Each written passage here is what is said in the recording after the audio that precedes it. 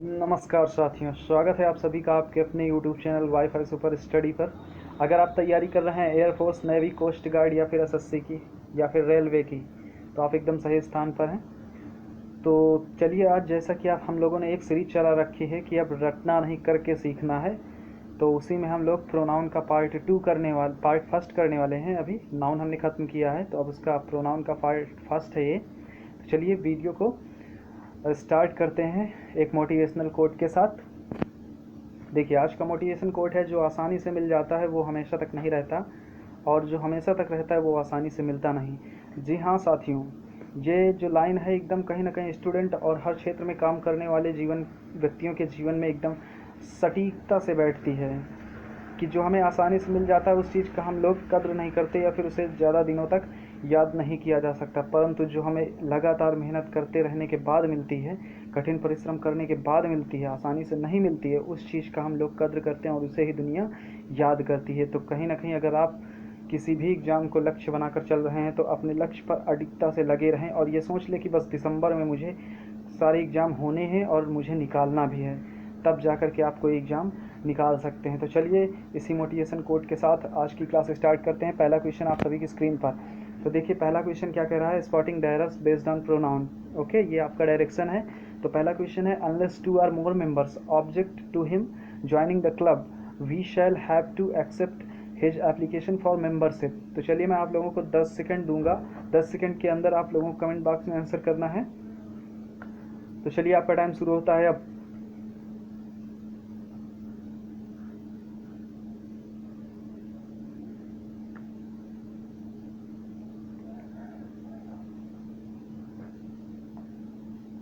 चलिए, आपका time up हुआ। देखिए, ये जो पहला क्वेश्चन है काफ़ी अच्छा कॉन्सेप्ट है प्रोनाउन का।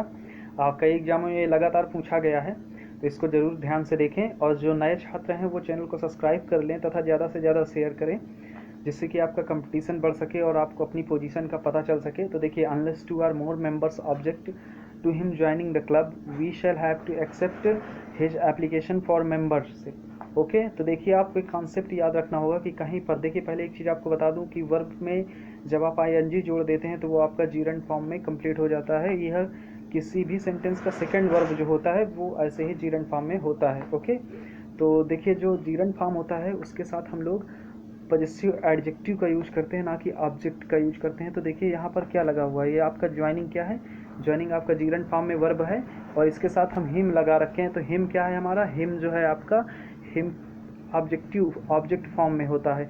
ओके, तो यहाँ पर क्या यूज करना है, आपको हिज यूज करना है, जो कि आपका पजेसिव एडजेक्टिव होगा। तो देखिए, किस पार्ट में हमारा गलत हो जाएगा, पार्ट सेकंड हमारा गलत हो जाएगा यहाँ पर। तो आशा करता हूँ कि आपको ये क्वेश्चन समझ में आ गया हो। तो इसका देखिए, इसका एक्सप्लेनेशन भी देख लीजिए। जीरंड के पहले आप हमेशा किसका यूज किया जाता है, पजेसिव एडजेक्टिव का यूज होता है। तो चलिए नेक्स्ट क्वेश्चन पर चलते हैं।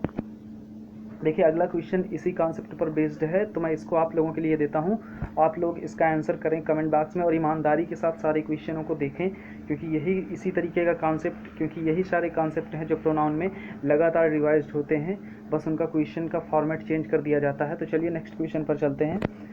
देखिए, इसके पहले ये स्लाइड देख लीजिएगा आप लोग, प्रोनाउन से रिलेटेड ये स्लाइड है, इसको जरूर आप लोग एक बार एनालिसिस कर लीजिएगा। तो देखिए, क्वेश्चन नंबर 3 है, all the doubts are cleared between you and I. तो आंसर करने की कोशिश करें, 10 सेकंड है आप लोगों के पास। आशा करता हूँ कि सभी लोगों को इसका आंसर पता होगा, और कमेंट बॉक्स में ज़रूर आप लोग कमेंट करेंगे।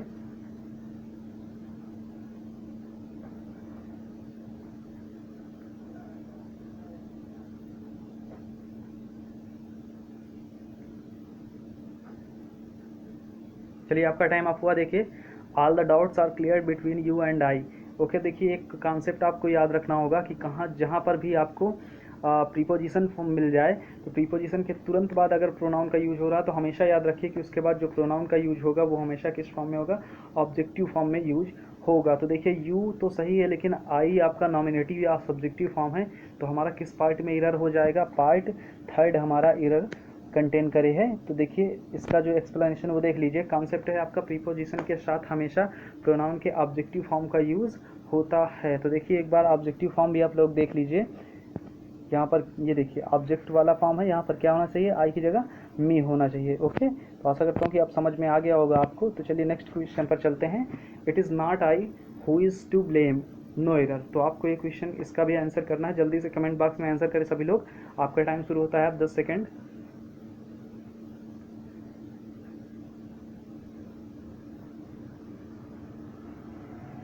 चलिए आपका टाइम हो। आप देखिए यहाँ पर भी एक अच्छा सा कॉन्सेप्ट है, तो जो नए छात्र हैं वो नोट डाउन करते जाएं। तो देखिए it is not I who is to blame. देखिए एक कॉन्सेप्ट आपको याद रखना है कि कभी भी relative pronouns who is that, who, which, that, इस तरीके के वर्ड अगर आपको सेंटेंस के बीच में मिल जाएं, तो एक चीज़ याद रखिए कि इनके बाद जो वर्ब का यूज होता है वो इसके पहले, तुरंत पहले प्रयुक्त नाउन के अनुसार वर्ब का प्रयोग किया जाता है। तो देखिए यहाँ पर हु आपका रिलेटिव प्रोनाउंस है, इसके पहले आई का यूज किया गया है। ये देखिए आई है ना, ये जो आई है, आई के तुरंत इसके अकॉर्डिंग अगर हम वर्ब का यूज यहाँ पर करेंगे तो आई के साथ किसका यूज किया जाता है, आई एम का। जबकि यहाँ पर किसका यूज कर रखा है, इज का। तो हमारा कौन सा पार्ट गलत हो जाएगा, पार्ट बी हमारा गलत हो जाएगा। तो चलिए इसका एक्सप्लेनेशन देख लीजिए एक बार। ये देखिए कॉन्सेप्ट है relative pronouns who, which, that, what के तुरंत पहले वाले नाउन के अकॉर्डिंग वर्ब का यूज किया जाता है। तो आशा करता हूँ कि आप सभी को ये कॉन्सेप्ट भी समझ में आ गया होगा। चलिए नेक्स्ट क्वेश्चन पर चलते हैं। देखिए अगला क्वेश्चन आप सभी की स्क्रीन पर, I shall avail of this opportunity to meet you there. Okay, तो आंसर करने की कोशिश करें सभी लोग। 10 सेकेंड है आप लोगों के पास।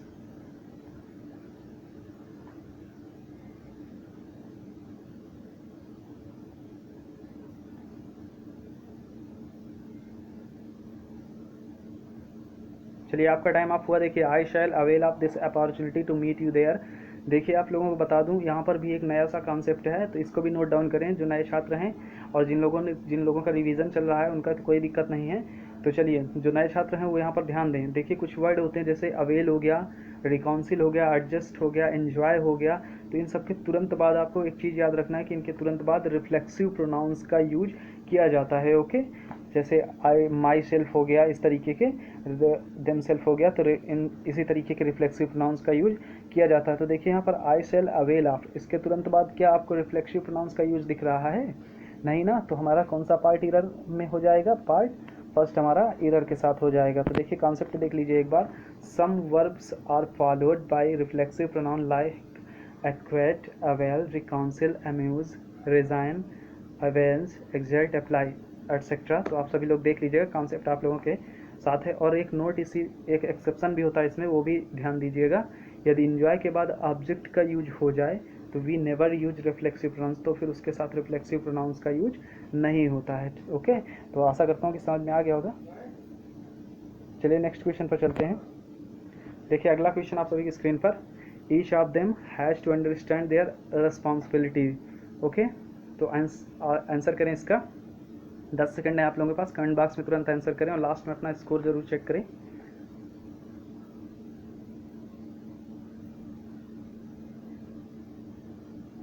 ये लेवल फर्स्ट है आप लोगों का, प्रोनाउन का लेवल फर्स्ट। उसके बाद सेकंड जो पार्ट आएगा उसमें थोड़ा सा हाई लेवल होगा। थर्ड पार्ट आपका अच्छे खासे हाई लेवल पे आएगा। तो देखिए इसका आंसर करने की कोशिश करिए, आपका टाइम ऑफ हुआ। देखिए each of them has to understand their responsibility. तो देखिए आपको कुछ वर्ड याद रखने हैं, each of, either of, neither of, या फिर each of, either of, neither of. इस तरीके के जो वर्ड मिले तो इनके साथ आपको प्लूरल नाउन्स का तो यूज होता है, लेकिन इनके साथ जो आपका प्रोनाउंस आता है वो सिंगुलर फॉर्म का होता है। तो देखिए यहाँ पर देयर का यूज कर रखा गया है, तो देयर आपका क्या हो जाएगा।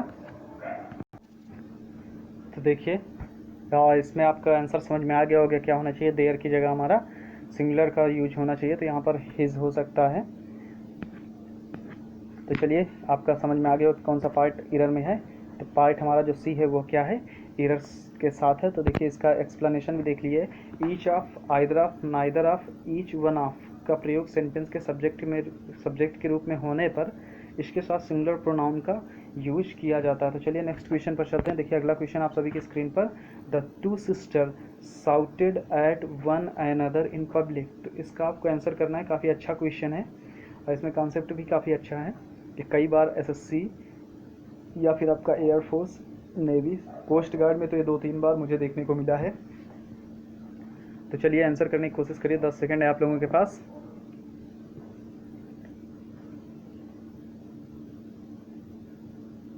चलिए आपका टाइम हुआ। आप देखिए the two sisters shouted at one another. तो एक कॉन्सेप्ट आप लोग नोट डाउन करिएगा। तो देखिए एक चीज़ होती है कि ईच अदर का जो प्रयोग होता है वो दो के बीच में होता है, जबकि वन एन अदर का प्रयोग जो होता है वो दो से अधिक व्यक्तियों या वस्तुओं के लिए होता है। तो देखिए यहाँ पर द टू सिस्टर, केवल दो की बात की गई, तो यहाँ पर वन एन अदर का प्रयोग नहीं होगा। तो हमारा किस पार्ट में गलत हो जाएगा? पार्ट बी हमारा गलत हो जाएगा। ओके, तो इसका एक्सप्लेनेशन देख लीजिए आप सभी लोग। कॉन्सेप्ट है each other and one another are reciprocal pronoun. तो ये कैसे प्रोनाउन आपका रेसिप्रोकल प्रोनाउन है? Each other is used for two person or things while one another is used for more than two person or things. Okay, चलिए next question पर चलते हैं। देखिए अगला क्वेश्चन आप सभी की स्क्रीन पर, both of them will not refute the charge. तो ये काफ़ी अच्छा कॉन्सेप्ट इसके भी साथ है, आंसर करने की कोशिश करें।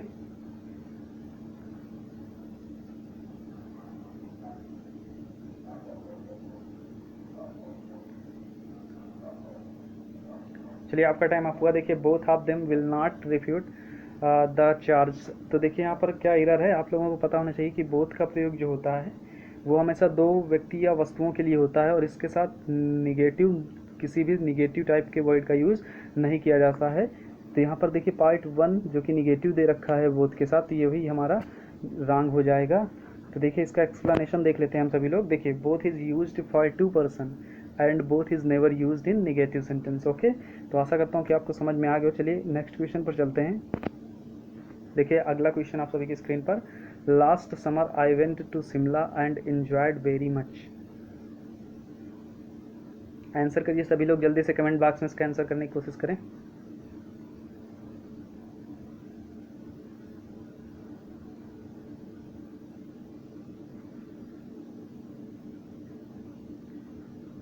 चलिए आपका टाइम ऑफ हुआ। देखिए last summer I went to Shimla and enjoyed very much. तो देखिए आपको मैंने इसके पहले वाले कुछ सवाल में मैंने बताया था कि कुछ वर्ड हैं आपका, जैसे अवेल हो गया, अम्यूज़ हो गया, एग्जर्ट हो गया, अप्लाई हो गया, तो इनके साथ क्या होता है? इन्जॉय हो गया, इनके साथ हमेशा रिफ्लेक्सिव प्रोनाउंस का यूज होता है। यहाँ पर भी देखिए इन्जॉय जो है उसके बाद किसी भी रिफ्लेक्सिव प्रोनाउंस का यूज नहीं किया गया। आपको बता दूँ यहाँ पर कौन से रिफ्लेक्सिव प्रोनाउन का यूज किया जाएगा। देखिए आई के बाद क्या यूज होता है? My self. तो माई सेल्फ जो इसका रिफ्लेक्सिव प्रोनाउंस है वो यूज किया जाएगा, तो यहाँ पर नहीं किया गया, तो पार्ट हमारा बी इरर के साथ हो जाएगा। चलिए इसका एक्सप्लेनेशन देख लीजिए। मैनी, चलिए नेक्स्ट क्वेश्चन पर जा रहे हैं। इसका एक्सप्लेनेशन वहाँ पर दे चुका हूँ मैं, तो ये आखिरी क्वेश्चन है आज का। देखिए many a student have passed the IIT examination, no error. इसका आंसर करने की कोशिश करें, 10 सेकंड है आप लोगों के पास। चलिए आपका टाइम हुआ। आप देखिए many a student have passed the IIT examination, काफ़ी अच्छा कॉन्सेप्ट है। ये कॉन्सेप्ट भी आपको कई बार आप जब आप प्रीवियस ईयर पेपर सॉल्व करेंगे तो आपको कई बार देखने को मिलेगा।